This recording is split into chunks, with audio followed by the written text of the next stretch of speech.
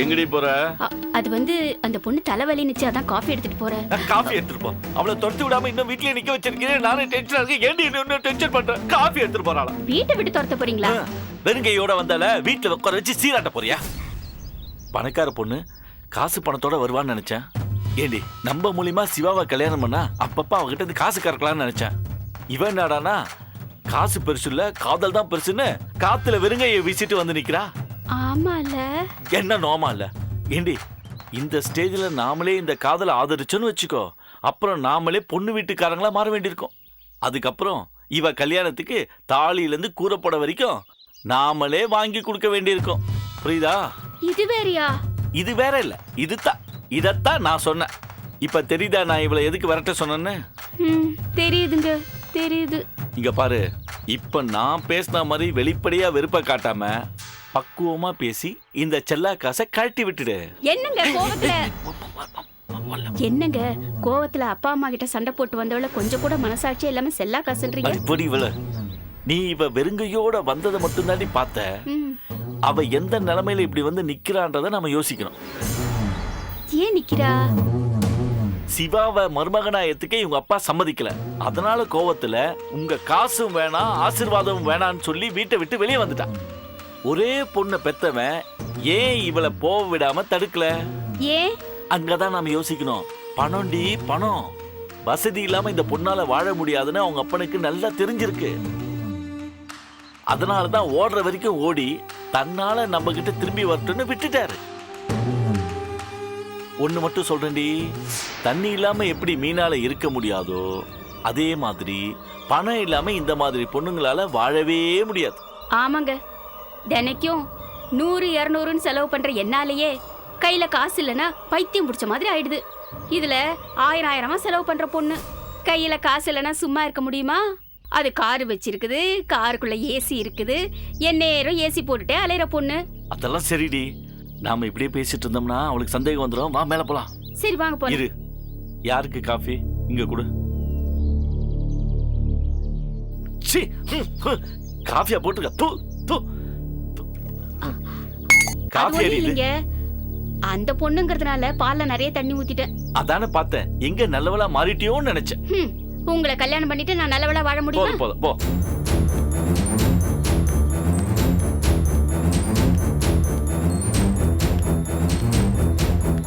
ரஞ்சனி, இவ்ளோ நேரம் நானும் என் வீட்டுக்காரும் உன்னை பத்தி தான் பேசிட்டு இருந்தோம். எங்க பேச்ச கேட்டு நீ உன் அம்மா வீட்டுக்கு போயேன். என்ன கங்கா, நான் திரும்பவும் அங்க போகிறதா இருந்தா நான் இங்க வந்திருக்க வேண்டிய அவசியமே இல்லையே. இது பாருங்க, நான் உங்க பேச்ச மீறதா நினைக்க வேண்டாம். நான் என் வீட்டுக்கு போக மாட்டேன். நானும் இவரும் உன் நன்மைக்காக தான் சொல்றோம்.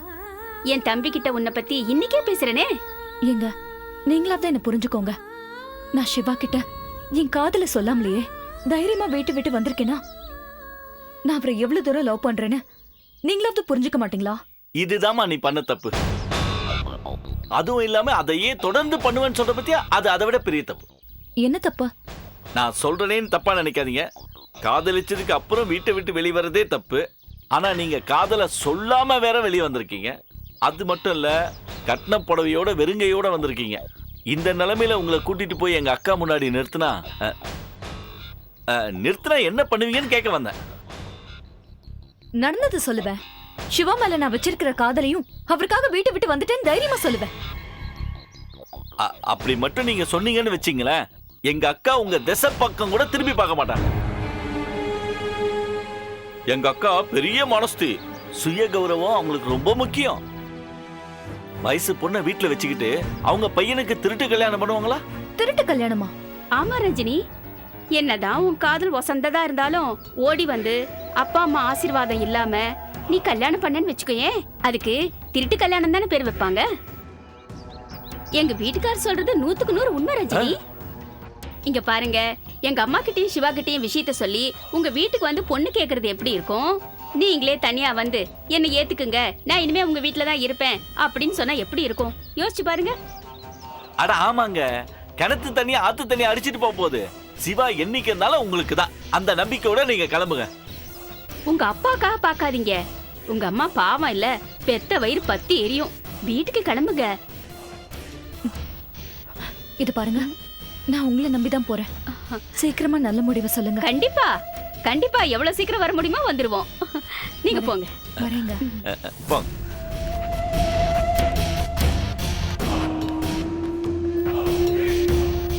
அப்பா, அடியே இக்கட்டான சூழ்நிலையில இருந்து தப்பிச்சிட்டேன்டி. பாவங்க, எனக்கு கழுத்து செயினை கழட்டி போட்ட பொண்ணுக்கு ஒரு வாய் காப்பி தண்ணி கூட கொடுக்காம அனுப்பிச்சிட்டோம். பைத்தியக்காரி, இப்ப மட்டும் நாம என்ன கெடுதலா பண்ணிருக்கோம்? நல்ல தாண்டி பண்ணிருக்கோம். இங்க பாரு, பணக்காரி சாகுற வரைக்கும் பணக்காரியா தான் இருக்கணும். அதனாலதான் அவங்க அப்பா கிட்ட இருக்கணும்னு அனுப்பி வச்சிருக்கோம். அவ பணக்காரியா இருந்தா தான் அவளுக்கும் நல்லது, நமக்கும் நல்லது. ஆமா ஆமா ஆமா ஆமா. என்னம்மா சொல்றீங்க?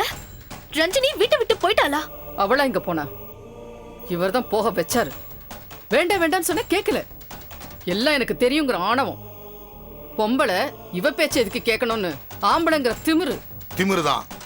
ஆம்பளைங்க வெளியில அலைஞ்சு திரிஞ்சு கஷ்டப்பட்டு சம்பாதிச்சுட்டு வந்து உங்களை தூசு போடாம துரும்பு போடாம ஏசு ரூம்ல வச்சு காப்பாத்தணும். ஆனா அதிகாரம் மட்டும் பண்ணக்கூடாது. யார் உங்களை பண்ண வேண்டாம்னு சொன்னது? பண்ணுங்க, ஆனா அதுக்குன்னு ஒரு அளவு இல்ல. அவ ஒருவேளை சாப்பாடு நல்லா இல்லைன்னாலே அன்னைக்கு முழுக்க சாப்பிட மாட்டா. வாழ்க்கை முழுக்க வாழ போறவன உங்க இஷ்டத்துக்கு முடிவு பண்ணா அவ எப்படிங்க வாழ்வா? வாழணும்.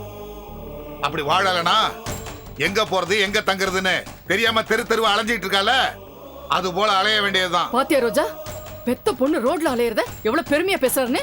கட்டின புடவையோட போயிருக்கா. கையில ஒத்த பைசா கூட கிடையாது. என்னம்மா அது? கையில ஒத்த பைசா கூட கிடையாதா? இங்க இருந்து சிவா வீட்டுக்கு போகணும்னா கூட ஆட்டோக்கு பணம் வேணுமே. ரஞ்சினி பஸ்ல போறதா இருந்தாலும் எந்த பஸ் ஸ்டாண்ட்ல நிக்கணும்னு கூட தெரியாதே. ஐயோ கடவுளே, நீ வேற கண்டதையும் சொல்லி என்ன பயமுறுத்தாதரி. எங்க இவ சொல்றதெல்லாம் பார்த்து என் பெத்த வயிறு பார்த்து எரியுதுங்க. நீங்க என்னங்க கொஞ்சம் கூட இறக்கமே இல்லாம நில மாதிரி நின்னுட்டு இருக்கீங்க? பின்ன என்ன வேணான்னு சொல்லிட்டு ஓடுனவ பின்னாடி என்னால ஓட முடியாது. ஏ ஓடினா என்ன தப்பு? உங்க விரோதி மகளா? உங்க பொண்ணு தானே அவ. ஓடினா என்ன தப்பு? அதுக்கு வேற ஆளை பாரு. இத சொல்றதுக்கு எனக்கு கஷ்டமா தான் இருக்கு. இருந்தாலும் சொல்றேன், அவ ஒருவேளை சோத்துக்கு கூட கஷ்டப்படும். குடிக்கிறதுக்கு ஒரு வாய் தண்ணி கூட கிடைக்காம கஷ்டப்படும்.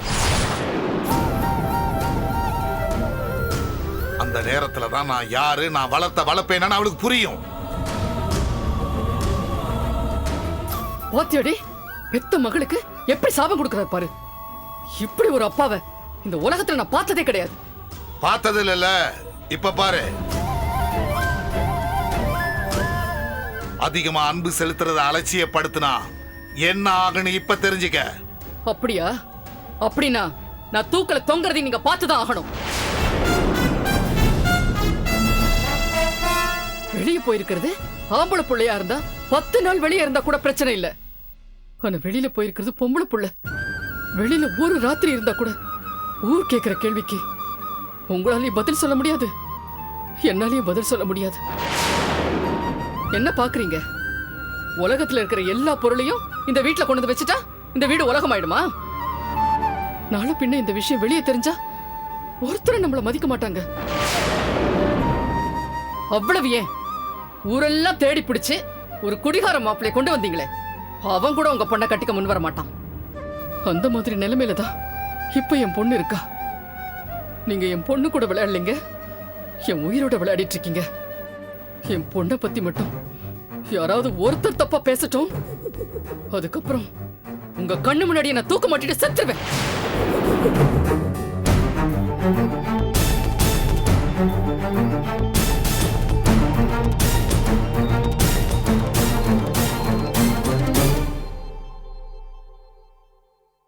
அப்பா,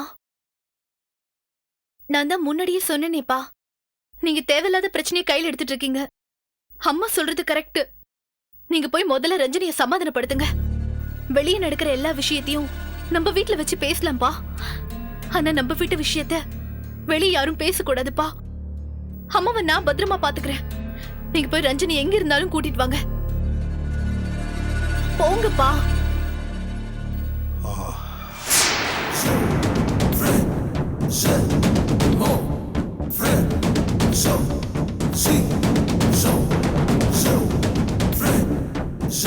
கறந்த பால் எப்படி மடி போகாதோ, கருவாடு எப்படி மீனாகாதோ, அதே மாதிரி போனவ திரும்பி வரவே மாட்டா. நீ அங்க போகணும், ஆத்திரத்துல சிவாவை அடிக்கணும், ரஞ்சினி உன்னை அவமானப்படுத்தணும். அதுக்கு தானே இவ்வளவும் பண்றேன்.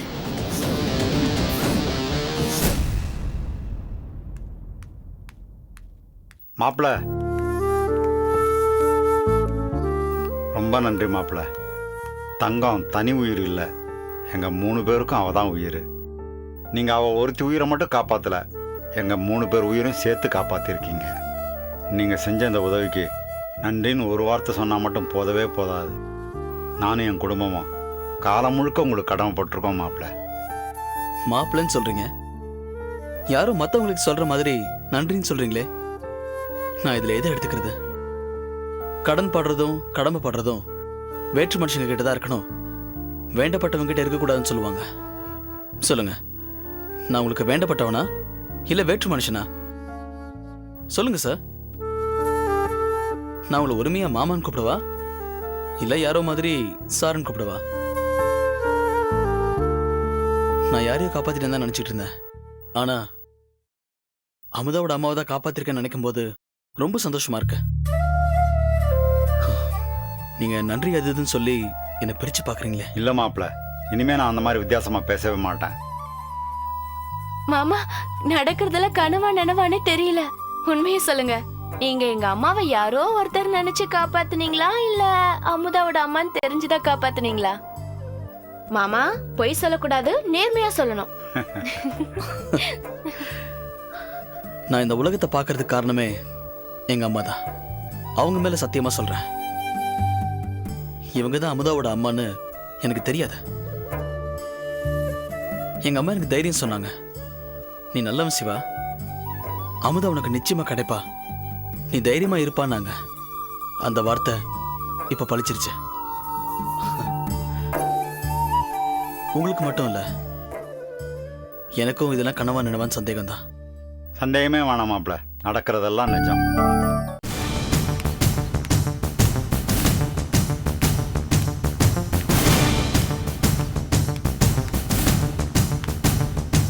கணேசா, டேய் கணேசா, கணேசா.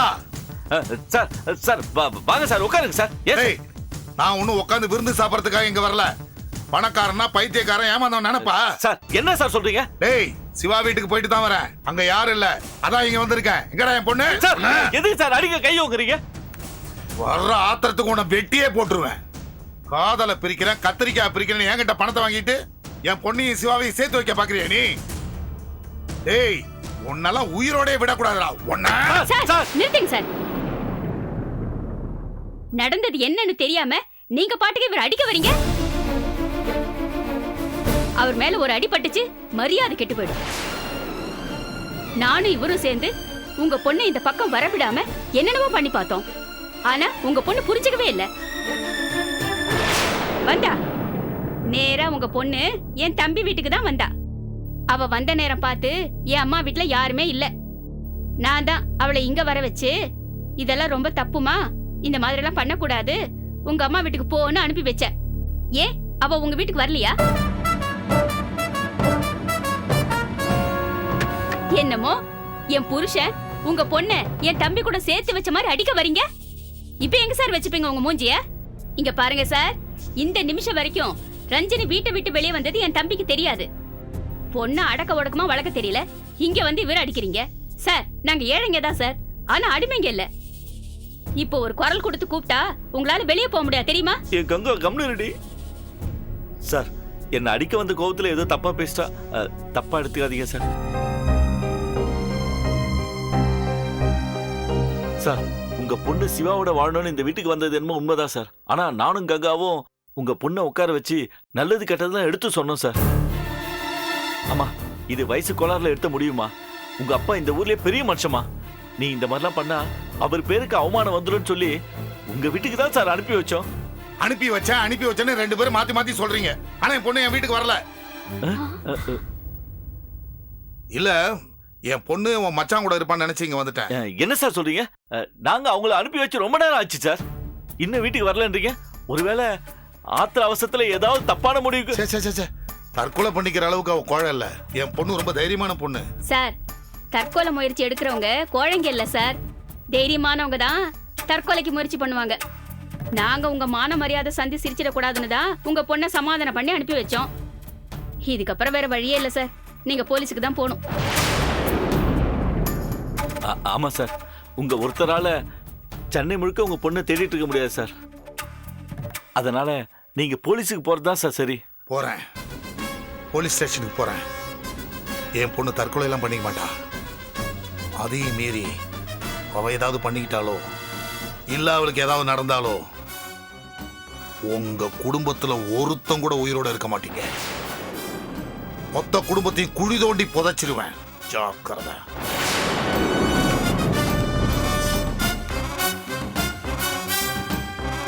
என்னங்க இது? நாம நல்லதுக்கு சொன்னா நம்மளே மிரட்டிட்டு போறாரு. வீடு அந்த ஆள் பேச்செல்லாம் பெருசா எடுத்துக்காத. அந்த ஆளுக்கு ஆளு வளர்ந்த அளவுக்கு அறிவு வளரல. ஏங்க, ஒருவேளை அந்த ரஞ்சினி பொண்ணு தற்கொலை பண்ணி செத்திருந்தா? சாவுக்கு போவோம், காரியத்துக்கு போவோம். மத்தபடி போலீஸுக்கெல்லாம் போக வேண்டியதில்ல. பயப்படாத.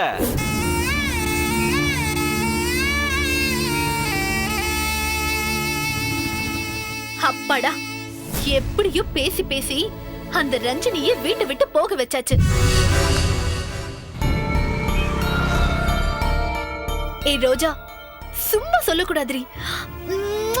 நீ நல்லாவே நடிக்கிற. இந்த ராஜரத்னம் சுத்த பைத்தியக்காரத்தனமா இருக்கா. நான் என்ன சொன்னாலும் நம்பிடுறான். இப்படி இருக்கும்போது எப்படிதான் இவ்வளவு சொத்தை சம்பாரிச்சானோ?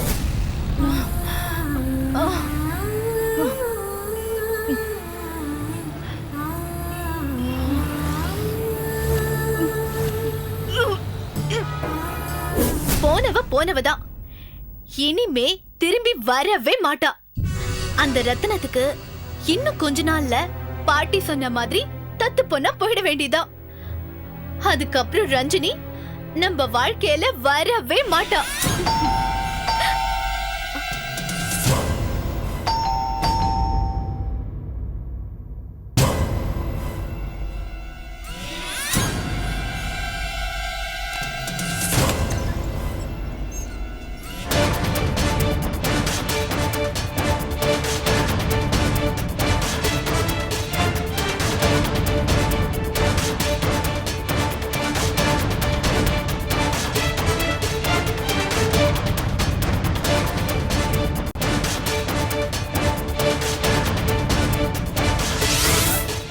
வாழ்க்கையிலேயே வரமாட்டாள் என்று நினைத்த ரஞ்சனி வாசலுக்கே வந்து விட்டாளே.